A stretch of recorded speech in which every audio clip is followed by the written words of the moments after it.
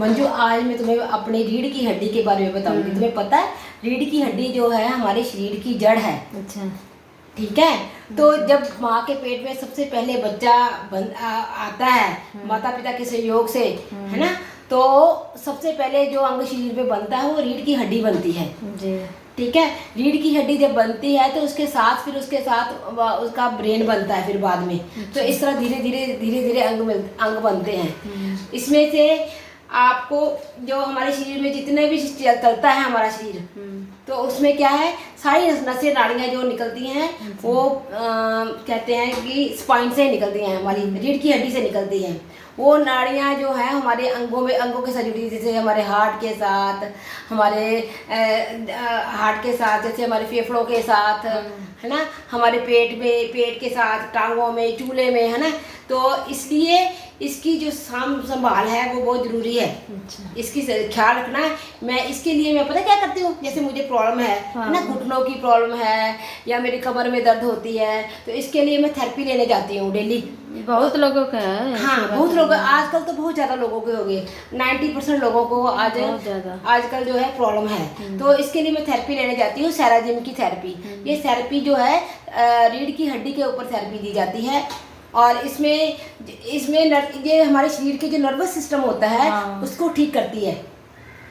जब हमारे शरीर का नर्वस सिस्टम, खून जो है शरीर के अंगों में, नाड़ियों में सही ढंग से दौड़ेगा तो हमारा शरीर जो है बाकी अंग भी धीरे धीरे ठीक होने शुरू हो जाएंगे। तो इसलिए स्पाइन जो हमारे स्पाइन, हाँ, क्योंकि जो हमारा शरीर का जो मेन अंग है ना, जड़ है हमारे शरीर की जड़, वो रीढ़ की हड्डी है ना। इसलिए इसकी संभाल बहुत ही जरूरी है। ठीक है। इसके लिए मैं तो डेली थेरेपी लेने जाती हूँ। बाकी बात चलो बढ़िया बात है, थेरेपी लेना जरूरी है। अगर थेरेपी नहीं लोगी तो शरीर भी नहीं चलता है, शरीर भी नहीं चलेगा। क्योंकि इस करके लोग रोजगार छोड़ देता है तो उनको कितना बीमारी लग जाती है। देखो, अगर मैं बैठ जाऊँ घर में, कोई काम ही ना कर पाऊँ, अगर अब उठ के बैठ के उठ नहीं सकती मैं, चल फिर नहीं सकती मैं, तो मुझे प्रॉब्लम आएगी ना, मैं कोई काम नहीं कर पाऊंगी। हम भी लेट हो जाती हूँ तो देखो आना ही पड़ता है। नहीं आएंगे तो अगर तंदुरुस्त होंगे तो ही आएंगे ना, आप काम करोगे। अगर शरीर ही बैठा होगा तो फिर कैसे काम करेंगे हम? फिर तो काम होना ही नहीं। हाँ, काम होना नहीं। इसके लिए ही जरूरी है कि क्योंकि इसी से, रीढ़ की हड्डी से तो हम झुकते हैं, काम करते हैं। ठीक है कि नहीं? इसी वजह से हमें इसकी संभाल जो है बहुत जरूरी है। इसके लिए मैं डेली थेरेपी लेने जाती हूँ। चलो मैं भी तो आपको काम करने आना पड़ता है। नहीं आएंगे तो पैसे नहीं दोगे। बिल्कुल पैसे नहीं दोगे, ये भी आपका रोजगार है। ये दीदी जो है ना बहुत हेल्प करता है ना दीदी? नहीं, मैं नहीं करती। हेल्प नहीं करते हो? नहीं, हाँ, हेल्प तो करती हूँ। कितना दिए हो पता है?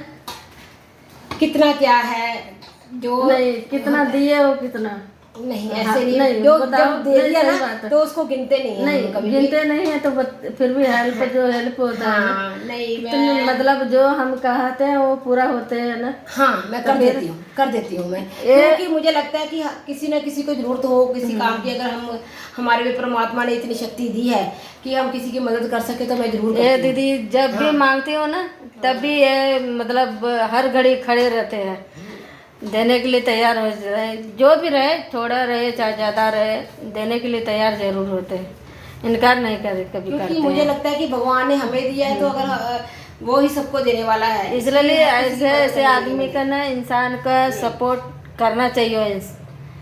जब भी बुलाए, चाहे रात रहे चाहे बीच रहे, जैसे भी रहे, उस समय आना चाहिए कि नहीं?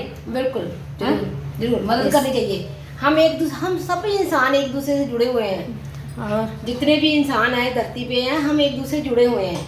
हम एक दूसरे की हेल्प के बिना कुछ भी नहीं है। हम जो कहे कि हम तो जी ये हैं, ऐसे हैं, कितना लोग तो करता भी नहीं है। कितना लोग तो करता भी नहीं है। सही बात है। हो तो भी नहीं करते लोग आजकल। तो ये भी देखो सारे बात बता दिया। इसलिए जितना भी दोस्त हो, भाई हो, बहन हो, जो भी हो, लाइक कमेंट सब्सक्राइब जो भी है जितना होता है उतना कर दियो। सबको नमस्ते। मेरी तरफ से भी सबको नमस्ते।